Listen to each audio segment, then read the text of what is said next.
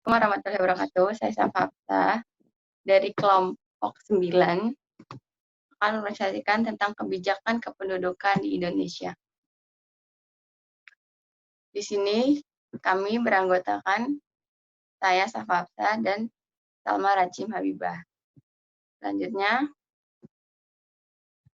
kebijakan kependudukan di Indonesia.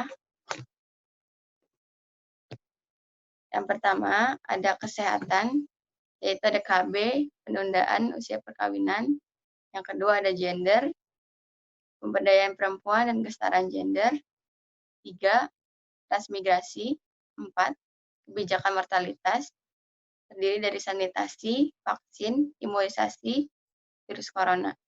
Yang kelima, kebijakan penyakit-penyakit dengan kematian tertinggi.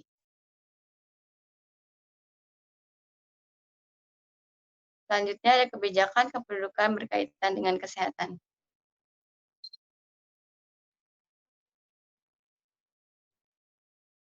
Pertama, menurut Undang-Undang Nomor 23 Tahun 2006, kependudukan adalah hal yang berkaitan dengan jumlah, pertumbuhan, persebaran, mobilitas, penyebaran, kualitas, kondisi kesejahteraan, yang menyangkut politik, ekonomi, sosial budaya, agama, serta lingkungan. Kemudian menurut Hidayat 2013, kebijakan pendudukan merupakan suatu kebijakan yang bertujuan untuk mempengaruhi besar, komposisi, distribusi, serta perkembangan penduduk. Adapun menurut PBB adalah langkah-langkah dan program yang membantu tercapainya tujuan-tujuan ekonomi, sosial, demografis, dan tujuan-tujuan umum yang lainnya dengan jalan mempengaruhi variabel-variabel demografi yang utama.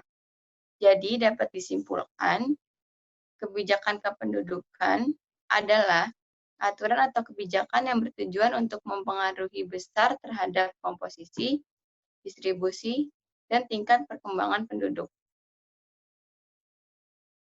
Selanjutnya, pengertian kebijakan kependudukan berkaitan dengan kesehatan. Kesehatan tersendiri menurut WHO adalah suatu keadaan sempurna baik fisik, mental, sosial, dan spiritual, dan tidak hanya bebas dari penyakit dan kecacatan. Kemudian, WHO memodifikasi definisi kesehatan menjadi keadaan dinamis dari fisik, mental, sosial, spiritual, dan tidak hanya bebas dari penyakit atau kecacatan. Jadi, dapat disimpulkan kebijakan kependudukan berkaitan dengan kesehatan merupakan suatu tindakan yang dilakukan oleh pemerintah untuk mencapai suatu tujuan, yaitu meningkatkan kualitas kesehatan penduduk, seperti mengadakan program-program kesehatan untuk menunjang angka kesehatan penduduknya. Lanjut, pengertian KB. KB menurut KBBI, yaitu gerakan untuk membentuk keluarga yang sehat dan sejahtera dengan membatasi kelahiran.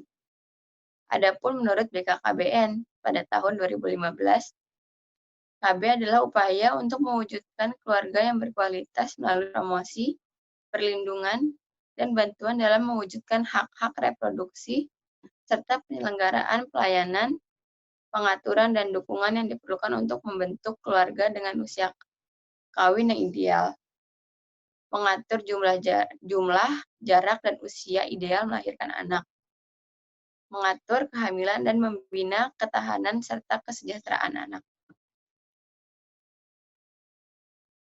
Lanjut, ada beberapa manfaat dari KB. Yang pertama itu menurunkan angka kematian maternal dengan adanya perencanaan kehamilan yang aman, sehat, dan diinginkan. Yang kedua, mencegah terjadinya kanker uterus dan ovarium dengan mengkonsumsi pil kontrasepsi. Yang ketiga, memberikan kontribusi bagi pembangunan berkelanjutan yang berwawasan kependudukan. Kemudian ada dampak dari program KB, yaitu terkendalinya jumlah penduduk. Lanjut. Kemudian ada beberapa jenis alat kontrasepsi yang digunakan dalam program KB. Yang pertama dibagi menjadi dua, yang pertama itu kontrasepsi sederhana, yaitu contohnya seperti kondom, coitus interruptus, KB alami, diafragma, spermisida. Kemudian kontrasepsi hormonal, yaitu terdiri dari pil KB, suntik KB, implan, alat kontrasepsi dalam rahim, atau disingkat sebagai AKDR atau AYUT AKDR. Ya, selanjutnya. Nah, kontrasepsi sederhana itu tadinya sudah disebutkan ada kondom. Kondom itu adalah sarung karet yang dipasang pada penis untuk menampung sperma saat kopulasi. Angka kegagalan dari kondom yaitu sekitar 5 sampai dengan 21%. Kemudian coitus interruptus. Senggama terputus adalah menghentikan senggama dengan mencabut penis dari vagina pada saat menjelang ejakulasi. Kelebihannya yaitu tidak perlu alat atau obat, namun kegagalan dari metode ini cukup tinggi. Kemudian KB alami. KB alami berdasarkan pada siklus masa subur, yaitu saat terjadinya ovulasi. Metodenya yaitu kalender, suhu basal, dan metode lendir serviks. Lanjut. Selanjutnya kontrasepsi sederhana. Terus diafragma. Diafragma merupakan suatu alat yang berfungsi untuk mencegah sperma mencapai serviks sehingga sperma tidak masuk ke saluran alat kontrasepsi bagian atas, yaitu uterus dan tuba falopi. Angka kegagalan diafragma yaitu 4 sampai dengan 8% kehamilan. Selanjutnya ada spermisida. Spermisida adalah suatu zat atau bahan kimia yang dapat mematikan dan menghentikan gerak atau melumpuhkan spermatozoa di dalam vagina. Spermisida ini cukup efektif apabila dipakai dengan kontrasepsi lain seperti kondom dan diafragma. Nah, selanjutnya itu kontrasepsi hormonal. Terdiri dari yang pertama itu ada KB pil, yaitu kontrasepsi untuk wanita yang berbentuk pil atau tablet yang berisi gabungan hormon estrogen dan progesteron, atau disebut pil kombinasi, atau hanya terdiri dari hormon progesteron saja, yaitu mini pil. Efektivitas pil sangat tinggi, angka kegagalan berkisar 1 sampai dengan 8% untuk pil kombinasi dan 3 sampai 10% untuk mini pil.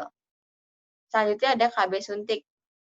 Suntik KB itu ada 2 jenis, yaitu suntik KB1, suntik KB 1 bulan, yaitu disebut Sislofem, dan suntik KB 3 bulan, atau disebut dengan DMPA. Cara kerjasama dengan pil KB. Efek sampingnya dapat terjadi gangguan haid, depresi, keputihan, jerawat, perubahan berat badan. Pemakaian jangka panjang bisa terjadi penurunan libido dan densitas tulang.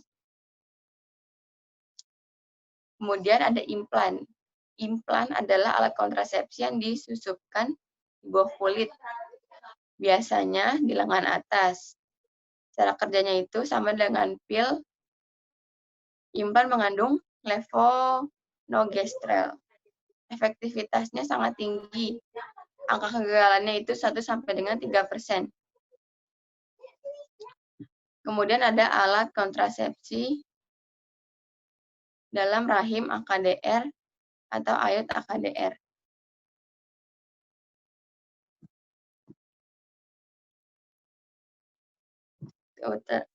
Jadi, alat kontrasepsi dalam rahim AKDR adalah alat kontrasepsi yang dimasukkan ke dalam rahim yang bentuknya bermacam-macam, yang terdiri dari plastik. Ada yang dililitkan tembaga. Lilitkan tembaga bercampur perak, dan ada pula yang batangnya hanya berisi hormon progesteron. Efektivitasnya itu sangat tinggi dan angka kegagalannya kurang lebih hanya 1%.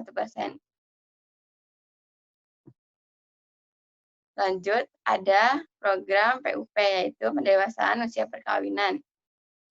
PUP adalah upaya meningkatkan usia pada perkawinan pertama, sehingga mencapai usia minimal pada saat perkawinan, yaitu 20 tahun bagi wanita dan 25 tahun bagi pria.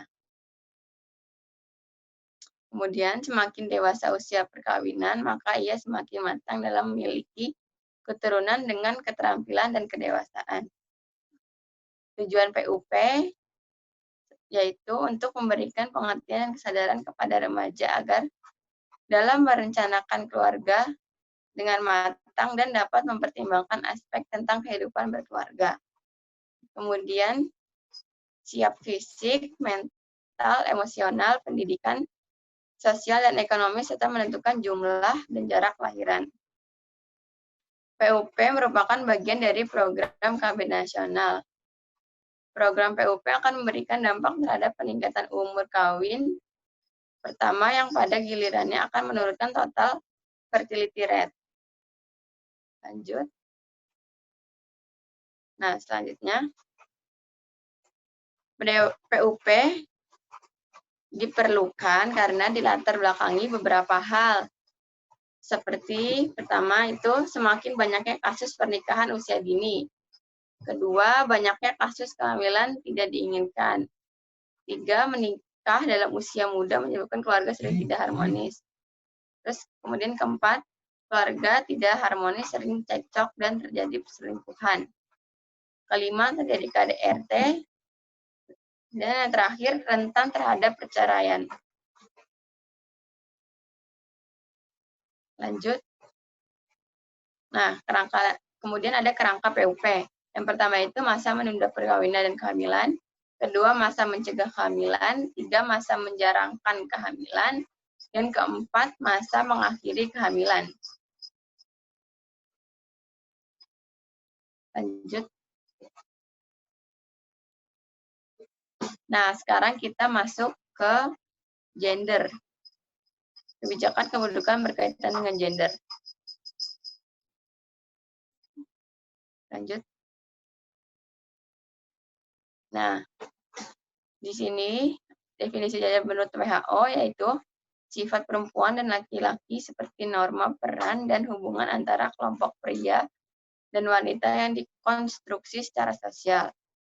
Adapun menurut Badan Pusat Statistik, yaitu pembedaan peran, kedudukan, tanggung jawab, dan pembagian kerja antara laki-laki dan perempuan yang ditetapkan oleh masyarakat berdasarkan sifat perempuan dan laki-laki yang dianggap pantas menurut norma, adat istiadat, kepercayaan atau kebiasaan masyarakat. Jadi dapat disimpulkan gender adalah perbedaan jenis kelamin berdasarkan budaya, di mana laki-laki dan perempuan dibedakan sesuai dengan perannya masing-masing yang dikonstruksikan oleh kultur setempat yang berkaitan dengan peran, sifat, kedudukan, dan posisi dalam masyarakat tersebut. Selanjutnya kita masuk ke teori gender. Menurut teori kesetaraan gender, yaitu pemberdayaan perempuan dimulai dari akses terhadap kesehatan dan sosial yang dapat memberikan kesempatan ekonomi lebih banyak pada perempuan. Ada teori menurut Nature adalah adanya perbedaan perempuan dan laki-laki, keadaan bawaan yang ada sejak awal dilahirkan atau kodrat.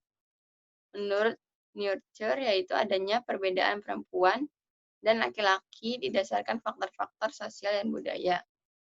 Kemudian ada teori equilibrium yang dikenal dengan keseimbangan, sehingga perempuan dan laki-laki harus bekerja sama dalam kemitraan atau keharmonisan kehidupan berkeluarga, bermasyarakat, dan berbangsa.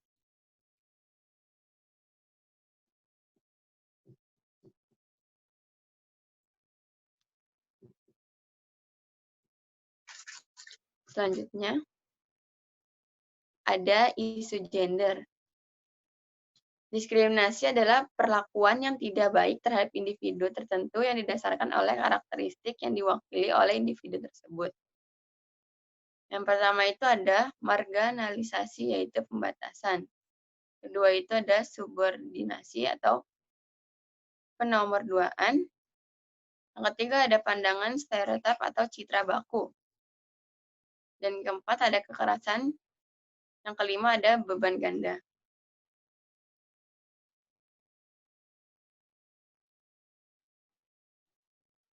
Nah, selanjutnya marginalisasi atau pembatasan. Perempuan dipinggirkan dari berbagai jenis kegiatan pertanian dan industri yang lebih memerlukan keterampilan dan biasanya lebih banyak dimiliki laki-laki. Kemudian subordinasi, contohnya itu merupakan keyakinan bahwa salah satu jenis kelamin dianggap lebih penting atau lebih utama dibanding jenis kelamin lainnya. Kemudian ada stereotip, yaitu citra baku. Stereotip yang dimaksud adalah citra baku tentang individu atau kelompok yang tidak sesuai dengan kenyataan empiris yang ada. Hal ini mengakibatkan terjadinya diskriminasi dan berbagai ketidakadilan. Contohnya kayak perempuan yang sudah menikah seharusnya bekerja di rumah saja, tidak boleh bekerja. Kemudian kekerasan atau violence. Violence artinya yaitu suatu serangan terhadap fisik maupun integritas mental psikologis seseorang. Kemudian beban ganda. Beban ganda merupakan bentuk lain dari ketidakadilan gender yang harus dilakukan oleh salah satu jenis kelamin tertentu secara berlebihan. Lanjut.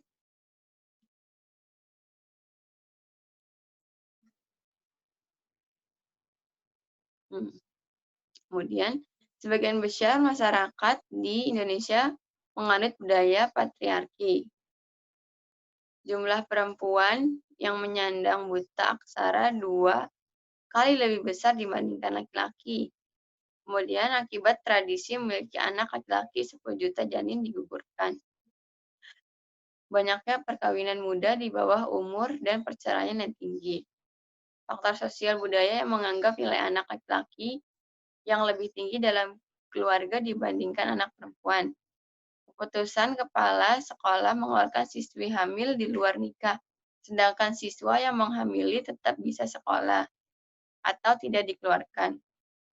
Keterwakilan perempuan dalam jabatan fungsional masih kurang, seperti pengembangan kurikulum peneliti profesor. Masih terjadi gejala segregasi gender atau gender segregation dalam pemilihan program studi. Semua itu merupakan isu-isu gender terkini. Selanjutnya, kebijakan kependudukan berkaitan dengan gender.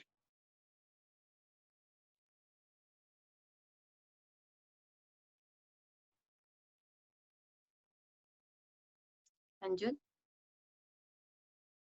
Yang pertama itu ada pemberdayaan. Pemberdayaan adalah proses kepada masyarakat agar menjadi berdaya, mendorong atau memotivasi individu agar mempunyai kemampuan atau keberdayaan untuk menentukan pilihan hidupnya. Pemberdayaan juga harus ditunjukkan pada kelompok atau lapisan masyarakat yang tertinggi. Ini merupakan definisi dari hikmah tahun 2015.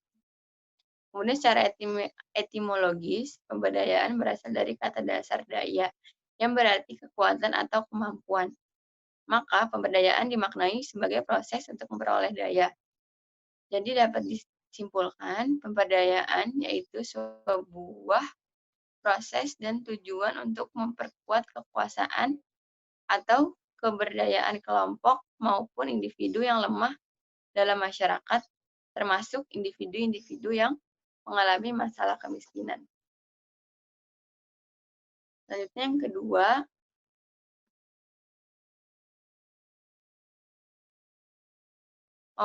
belum. Jadi ada 3 langkah pemberdayaan.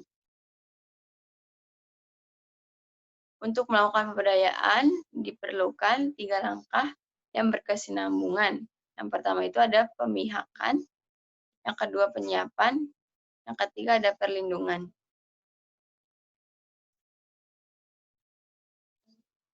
Lanjut.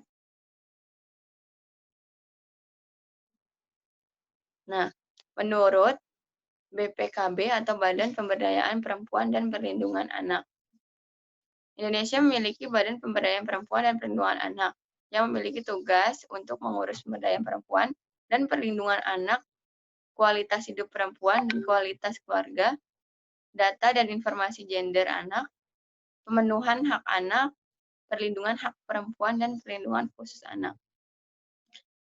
Ada 5 tingkat pemerataan di dalam kerangka pemberdayaan perempuan, yaitu tingkat kesejahteraan, pemerataan akses, pemerataan kesadaran, pemerataan partisipasi, pemerataan penguasaan.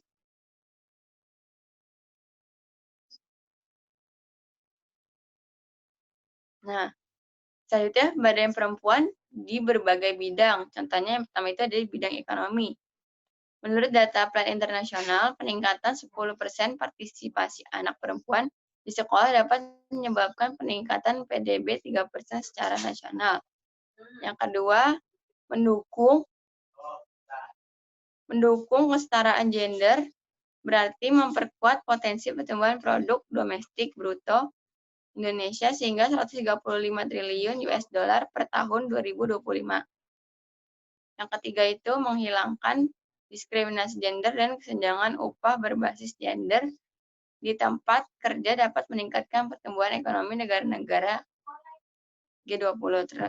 Kemudian yang keempat, menyediakan akses internet kepada lebih dari 600 juta perempuan dapat meningkatkan PDB tahunan hingga 18 miliar US dollar di 144 negara berkembang. Ketika lebih banyak perempuan terhubung ke internet, mereka bisa lebih berdaya, bisa meningkatkan potensi dan pendapatan.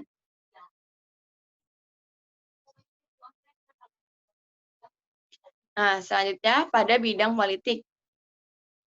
Cukup banyak para pegawai pemerintah perempuan, baik bupati atau wali kota. Bahkan presiden kita merupakan perempuan dan menjabat, yaitu ada Ibu Megawati Soekarno Putri. Untuk itu, untuk meningkatkan keterwakilan perempuan di bidang politik, maka PPA telah melakukan serangkaian pendidikan dan pelatihan politik untuk bakal calon perwakilan perempuan dalam pilkada. Tujuannya itu untuk meningkatkan perwakilan perempuan di bidang politik, maka PPA telah melakukan serangkaian pendidikan dan pelatihan politik untuk bakal calon perwakilan perempuan dalam pilkada.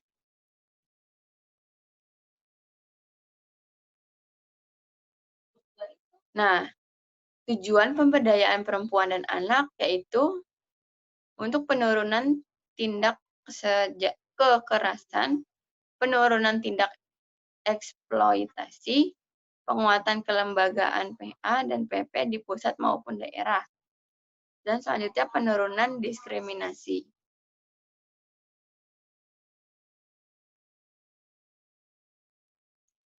Selanjutnya, Pusat Pelayanan Terpadu Pemberdayaan Perempuan dan Anak. Kebijakan ini dibuat oleh Kemenpa yang bertujuan untuk mencegah diskriminasi dan tindak kekerasan termasuk perdagangan orang.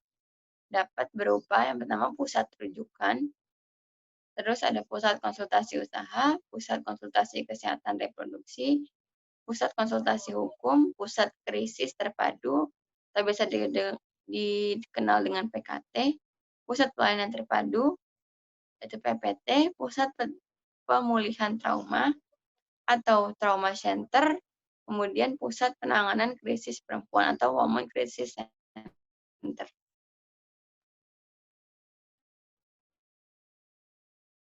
Selanjutnya,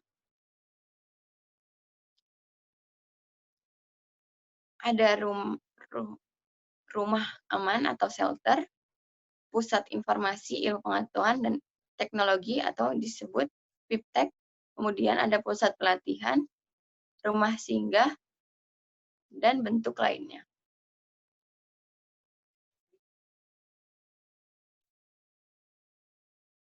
Lanjut. Nah, kemudian ada kesetaraan gender. Kesetaraan gender adalah kesamaan kondisi bagi laki-laki dan perempuan untuk memperoleh kesempatan dan haknya sebagai manusia, agar mampu berperan dan berpartisipasi dalam kegiatan politik, ekonomi, sosial budaya, pertahanan, serta kesamaan dalam menikmati hasil pembangunan.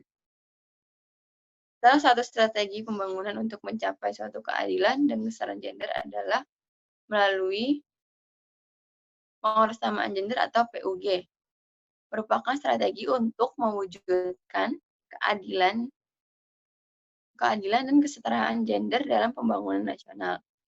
Strategi ini dilakukan dengan cara mengintegrasikan perspektif gender dalam proses perencanaan, penganggaran, pelaksanaan, serta pemantauan dan evaluasi atas kebijakan program dan kegiatan pembangunan.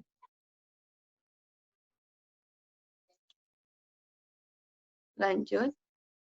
Kemudian ada Rencana Pembangunan Jangka Menengah Nasional atau disingkat dengan RPJMN. RPJMN pada tahun 2015 sampai dengan 2019 adalah tahapan ketiga dari Rencana Pembangunan Jangka Panjang Nasional atau yang disebut RPJPN 2005 sampai dengan 2025 yang telah ditetapkan melalui Undang-Undang Nomor 17 tahun 2007 dan berlandaskan Undang-Undang 1945. Kemudian RPJM 2015 sampai dengan 2019 adalah pedoman untuk menjamin pencapaian visi dan misi Presiden. RPJMN sekaligus untuk menjaga konsistensi arah pembangunan nasional dengan tujuan di dalam Konstitusi Undang-Undang Dasar 1945 dan RPJPN 2005 sampai dengan 2025.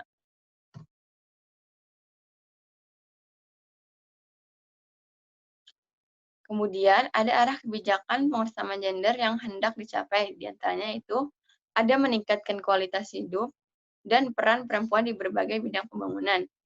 Kemudian ada meningkatkan perlindungan bagi perempuan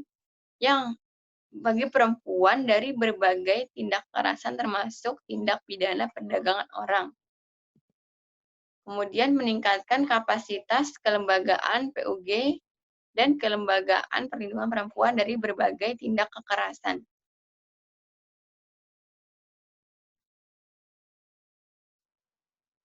Nah, selanjutnya arah kebijakan pengusahaan gender. Terdiri dari beberapa, yang pertama itu ada meningkatkan kualitas hidup dan peran perempuan di berbagai bidang pembangunan, meningkatkan kapasitas kelembagaan PUG, dan kelembagaan perlindungan perempuan dari berbagai tindakan kekerasan. Meningkatkan perlindungan bagi perempuan dari berbagai tindak kekerasan dan juga eksploitasi. Meningkatkan kapasitas kelembagaan PUG, dan kelembagaan perlindungan perempuan dari berbagai tindakan kekerasan. Sekian yang dapat saya sampaikan. Kemudian materi selanjutnya akan diteruskan oleh teman saya, yaitu Salma Rachim Habibah. Kurang lebihnya mohon maaf. Terima kasih. Dah. Dah.